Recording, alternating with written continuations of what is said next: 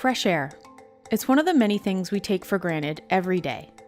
But just how clean is the air we breathe in the U.S.? Air quality in the U.S. is generally good, but I would say there are definitely some areas, both areas in terms of economic sector and areas in terms of geography, that could stand to be improved. Air pollution still remains one of the key environmental issues in the United States. Although it has seen incredible improvements since the 1970s, the number of Americans exposed to air pollution has consistently stayed over 125 million since 2013. Between 2017 and 2019, about 4 in 10 Americans are estimated to have lived in counties with poor air quality. It can cause people to cough and wheeze, have shortness of breath. Particle pollution can get into the blood and can lead to heart attacks or stroke. It is impacting you whether you know it or not. I have to be acutely aware of it because I may go into an asthma attack and then I'm down for several days. But people don't realize that over time, this is cumulative. Every year, air pollution is responsible for 6 million premature deaths worldwide from heart attacks, strokes, and diabetes.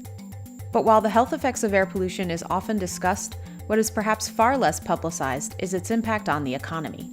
When we total up those impacts, looking at morbidity, that is premature illness and premature mortality, we get impacts that on monetary terms on the order of 3 to 7% of GDP every year. Every year, air pollution alone is estimated to cost the U.S. roughly 3% of its GDP in damages, or $617 billion. So how does air pollution harm our economy, and can we fix it? Air pollution consists of gas and particle contaminants that have either been released directly into the atmosphere or created in the air via complex chemical reactions. Between 2017 and 2019, more than 135 million Americans lived with polluted air, putting their health and lives at risk. Seeing reports about air pollution are very alarming to me because this is something I've lived with my whole life. Other people around the United States and the world, they don't know that they're living with it.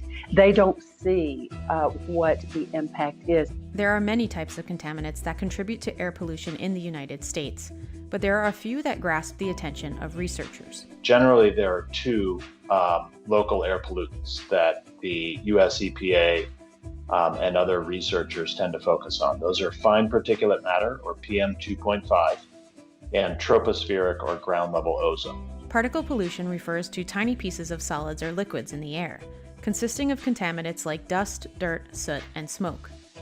Nearly 21 million people in the U.S. are estimated to live in counties with unhealthy levels of particle pollution year-round. It really is the byproduct of combustion, and it comes to very small, much smaller than a human hair. These bits of particles that are in the air. You can often see them when you look at a sunset and you see all that haze in the evening. Well, that can get into your lungs and can cause a wide range of harm. Ground-level ozone pollutants are often better known by another name, smog. It's created when pollutants from cars, power plants, and other known sources chemically react in the air under sunlight. More than 123 million people in the U.S. are thought to live in counties with bad ozone pollution, just over 28 million of them being children, and 18.2 million age 65 or older. These pollutants cook in the atmosphere and form this ozone, which is a gas, and it can then cause these wide range of adverse health consequences. It's likened to like a sunburn of the lung because it irritates the respiratory tract.